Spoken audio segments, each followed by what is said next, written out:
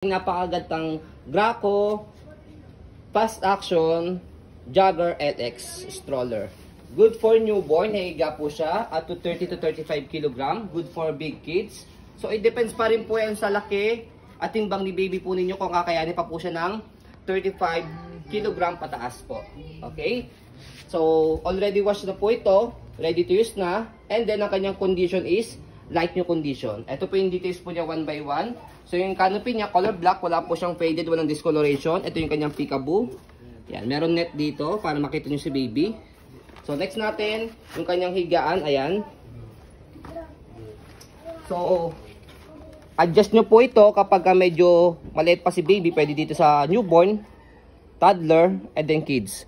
And then next natin, 5 harness po siya, wala po siyang putol, ayan. Safe na safe si baby. And then next natin, yung kanyang front handle, ayan. So, ang kinaganda sa kanya, meron siyang table dito. So, press nyo lang po ito para pagkatanggalin po ninyo, ayan. Ayan, okay? So, pag isasalpak nyo, slide lang. Okay?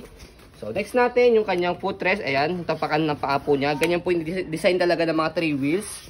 Pa-victory talaga yan. And then, yung kanyang gulong sa harapan, ayan. Easy to maneuver, nag-swivel, ayan. So, wala, yung kanyang gulong as you can see, ang ganda. Walang kaupod-upod. Yan. May pin. Isang dangkal kalahati ko. Kaya good for big kids talaga. So body frame po niya, ayan ang ganda. Kinis pa ng left side, ng right side. Gulong. So yung gulong, laki niyan. 2 dangkal ko na yan siguro. Ayan. 2 dangkal ko nga. May get. Yan. Okay, sa likod niya, basket. Ayan, laki. Marami kayong mailalagay. Stopper, tapakan nyo lang po yung 2 na yan. Okay, angat. Ayan. So, pe-press nyo po itong color gray na to. Pagkatatanggalin nyo po yung gulong para at least may idea kayo. As you can see, wala siyang kalawang. Okay? And then, kanyang likod. Kung gusto nyo po semi-recline kalahati, fully recline dito sa pinakasagad. Pe-press nyo lang po ito. Ayan. Okay? Fully recline. Safe na safe kay baby. And then, comfortable na comfortable kay baby. As you can see, mesh type yung kanyang likod. Net type. Yan. And then yung kabilang side ng body frame, left side, ayan po yung kanyang details. Ayan. Napakaganda rin ng kanyang gulong. Walang kaupod-upod. Then regarding sa kanyang handle, ayan, adjustable po yung kanyang handle. So pe-press nyo po yung button dito.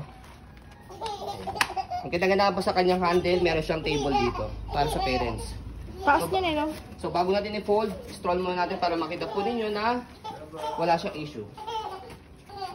Taas siya. So, ang height ko 5'7". So, as you can see, ang taas niya. Good for big kids talaga. Kaya, paunahan na lang po dito. Mabilis lang po talaga po ito makukuha sa amin dahil marami po naghahanap po ng ganito. Okay? So, sa pag-fold niya, napakadali lang din.